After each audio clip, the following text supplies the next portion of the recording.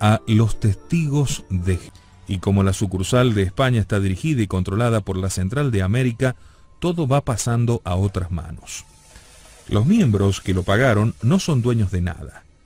Otro fraude a Hacienda puede ser que la Watchtower también es aseguradora de los salones, sin estar autorizada ni pagar matrícula fiscal como compañía de seguros. Hasta el momento son más de 1000 los salones habilitados, aunque en propiedad solo rondan el 40%. La sociedad anónima Watchtower tiene un total de 568 trabajadores de tiempo completo en España, por supuesto sin salario, sin seguro social. De estos 245 son llamados precursores especiales, otros 73 superintendentes de circuito y distrito y 250 trabajadores en fábricas. Esperamos también que, como lo hizo Francia, asimismo la Fiscalía de Hacienda Española y la Argentina investiguen estas irregularidades. Por nuestra parte deseamos que tanto las autoridades como la ciudadanía logren enterarse de estos vivos venidos del norte. Los Testigos de Jehová son una secta fundada en 1879 por Charles Taze Russell, un lencero de Pittsburgh. Russell nació en 1852, descendiente de escoceses e irlandeses. Fue miembro activo de la Iglesia Congregacional. A los 17 años, tratando de convertir a un ateo, perdió él mismo su fe en Dios. Russell había estado obsesionado por el pensamiento de los horrores del infierno. Pero aún siendo ateo, no dejó descansar su Biblia. A los 20 años comenzó a predicar la buena nueva, pero ahora sin infierno.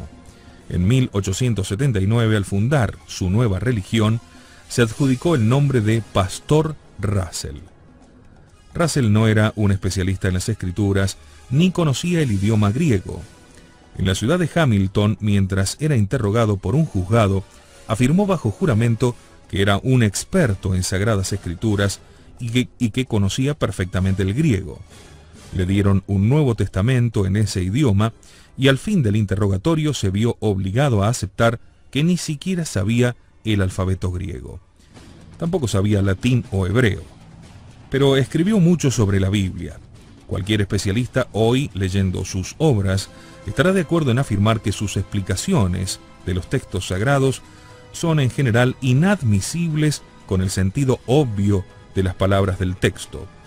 Russell nunca fue un especialista en la Biblia. Claro está que tampoco vivió una vida santa, como esperaríamos de un fundador religioso, serio por lo menos. Sus seguidores escribieron: Russell tuvo una poca frecuente capacidad para los negocios. Antes de cumplir los 30 años, ya había extendido notablemente la tienda de ropa de su padre en Allegheny, Pensilvania. En poco tiempo había establecido ya 4 más. Cuando tuvo 30 años, vendió la cadena de negocios por $250,000, que llevados al dinero actual, hacen algo más de $1 millón. También era un experto haciendo dinero con inversiones en minas e inmuebles y con la venta de libros. Hasta llegó a vender a muchísimos crédulos agricultores lo que él llamó el trigo de oro, a $60 la bolsa. Pero fue descubierto el fraude por las autoridades federales y tuvo que devolver el dinero. En 1911, el periódico Brooklyn Daily Eagle publicó una caricatura de Russell con la leyenda: si el pastor Russell puede hacer $1 por medio kilogramo del trigo de oro, ¿cuánto hubiese podido hacer vendiendo acciones y bonos de oro como director en el viejo Banco La Unión? Russell le hizo juicio al periódico por calumnia, pero perdió el caso. Por entonces comenzó a predicar la aurora del milenio.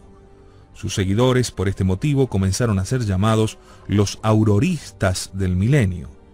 No mucho después, Russell adoptó el nombre de Sociedad de Difusión La Atalaya de Sion. En 1896, este nombre se cambió por el de Sociedad Bíblica de Difusión La Atalaya.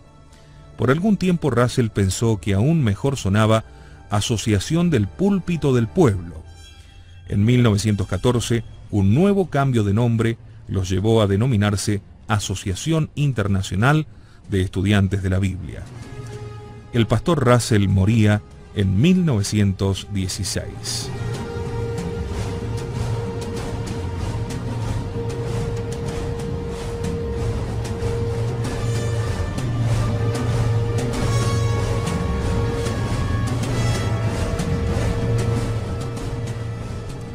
Al morir, Russell fue sucedido como jefe de la secta por un hombre llamado Joseph Franklin Rutherford, que se autodenominó juez, aunque nunca ocupó oficialmente semejante puesto en la sociedad civil.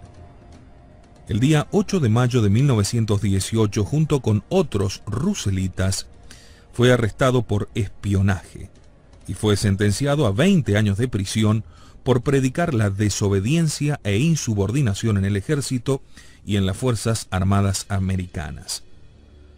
Después de 9 meses en la prisión federal de Atlanta, fue liberado. El diccionario de la Iglesia Cristiana Oxford dice que Rutherford era descendiente de una familia de bautistas del condado de Morgan en Missouri. Aun cuando el juez, llamado juez, nunca estudió, logró conseguir con sus mañas una licencia como abogado en 1892. Más de una vez defendió a Russell en las cortes y se convirtió así en un provechoso seguidor de la secta. En 1917, después de la muerte de Russell, se convirtió en la cabeza del movimiento. Bajo su gobierno, la organización adquirió un creciente toque revolucionario.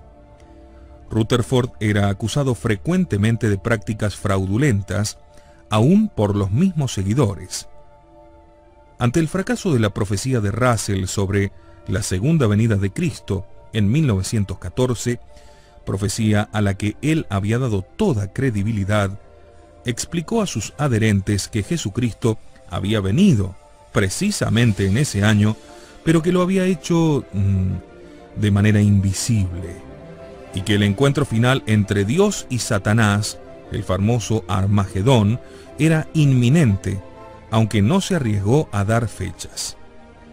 Fue el juez Rutherford quien en 1931 proclamó el nuevo nombre de Testigos de Jehová y comenzó a proclamar el famoso eslogan: millones que ahora viven no morirán jamás. Claro que él no fue uno de esos. Murió en 1942 en la mansión que había hecho construir en San Diego como residencia oficial para Jesucristo cuando él volviese como juez de vivos y de muertos. Rutherford fue seguido en su cargo por Nathan Knorr, quien había estado en el comité de directores desde 1934. Knorr comenzó con un programa de renovación y de relaciones públicas. Trajo como resultado un gran número de conversos. Los evangelizadores, que ahora iban puerta por puerta, ya no llevaban gramófonos ni cintas de las predicaciones de Rutherford. En su lugar, los miembros de la secta recibían una fuerte instrucción en el arte de la oratoria, en el arte de la apologética y sobre todo en el arte de vender libros, que les permitió ser maestros en presentar y vender sus traducciones erróneas, horrorosas, de la Biblia. La táctica de imponerse e intentar entrar casi a la fuerza en cada casa fue de a poco abandonada. Ahora los predicadores debían, al llegar, acariciar al perrito, ser amables y aceptar de buena gana, si era necesario, un rechazo poco cortés o un portazo en la cara. Se debe invitar a la dueña de casa a comprar una revista o una copia del libro Que Dios sea veraz, una exposición de 320 páginas de una muy extraña teología. Más de 10 millones de copias fueron impresas para la primera edición, año 1946, y se dice, no sin fundamento, que al día de la fecha se han vendido varias veces aquella cantidad. Knorr tampoco estuvo en el número de aquellos que no morirían y exhaló en 1977 el último suspiro.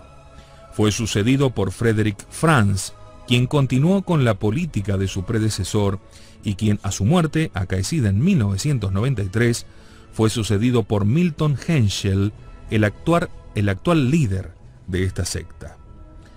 Algunos dicen que los testigos de Jehová han alterado sus creencias en más de una oportunidad.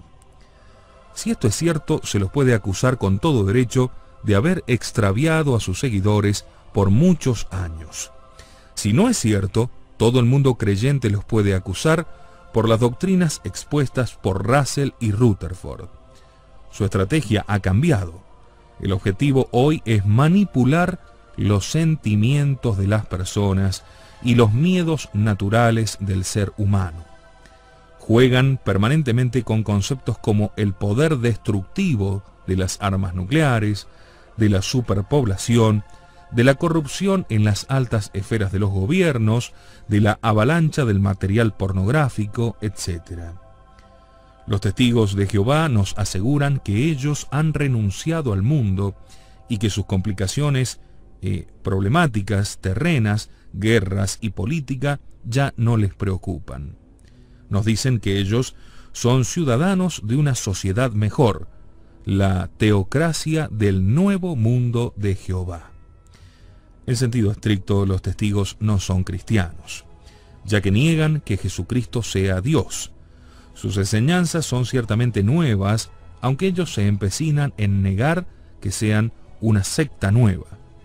Es más, una de sus principales tareas es denunciar todas las religiones organizadas.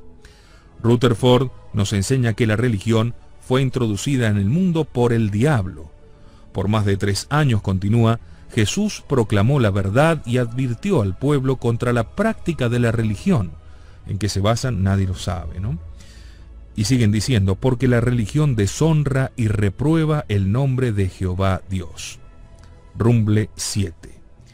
De acuerdo a sus enseñanzas, la religión y el cristianismo son opuestos y se contradicen mutuamente. Por otro lado, digamos que todos los cristianos creen lo contrario, porque el cristianismo es la religión verdadera revelada por Jesucristo Dios, que fundó la Santa Iglesia Católica Apostólica Romana.